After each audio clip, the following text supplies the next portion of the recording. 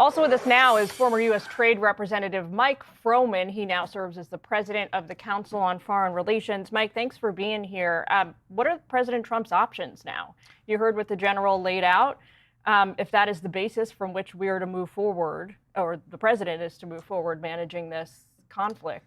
Well, first of all, I think the president is right to want to bring an end to this war and put an end to all the killing.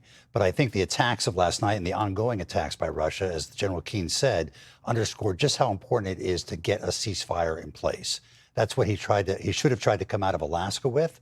And I think that's what he needs to try and put pressure on President Putin to accept. And that pressure can be through economic sanctions on Russia and economic sanctions on the countries that are buying Russian oil. Interestingly, he's put tariffs on India for buying Russian oil, but not on China. And he hasn't ramped up the sanctions on Russia directly, even though that would have significant effects potentially on President Putin's decision making. The other thing that we need to do is continue to provide support for Ukraine. And if it's not our money, allowing the Europeans to buy weapons from us and provide it to Ukraine, and then let the Ukrainians use it. As the president once said. Which he said, essentially, right? After Alaska, he said that's what we're going to do. Well, there are reports that he's not allowing the Ukrainians to use weapons for long-range strikes into Russia. But previously, he has made the point, which I think is quite accurate, that you can't win a football game by only playing defense.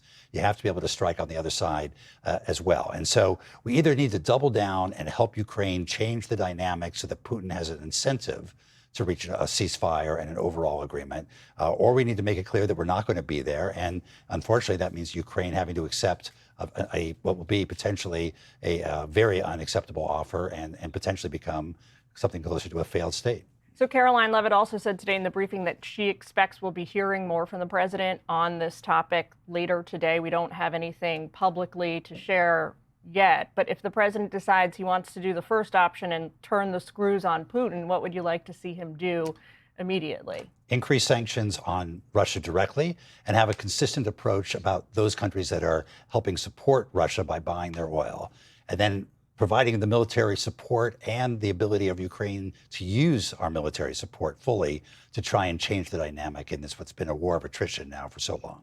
I want to turn your attention while I have you to Iran. The Europeans today announced that they are going to impose the so-called snapback sanctions on the regime. The United States obviously not a part of that anymore. They're no longer privy to the nuclear deal. But what kind of effect do you hope those snapback sanctions to have? And now that Iran is going to have sort of be further in the hole financially, and they have their nuclear weapons projects compromised, what leverage do they still have left? There's a real debate going on in Iran about whether they should engage with the United States, sit down and try and negotiate a deal, or go back and try and rebuild their nuclear program. And hopefully the Europeans' decision, together with what the U.S. has already done, will encourage the Iranians to come to the table to agree to give up enrichment and to reach an overall settlement. I think Iran has been greatly weakened over the last couple of years. Which faction do you think is going to win out? From the outside, I think it's very hard to tell.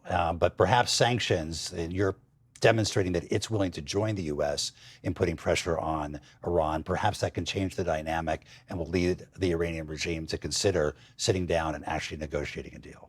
All right. Well, thank you so much for taking time coming in with us, sticking through all the breaking news this hour. We appreciate it. Thanks for having me. Hey, Sean Hannity here. Hey, click here to subscribe to Fox News YouTube page and catch our hottest interviews and most compelling analysis. You will not get it anywhere else.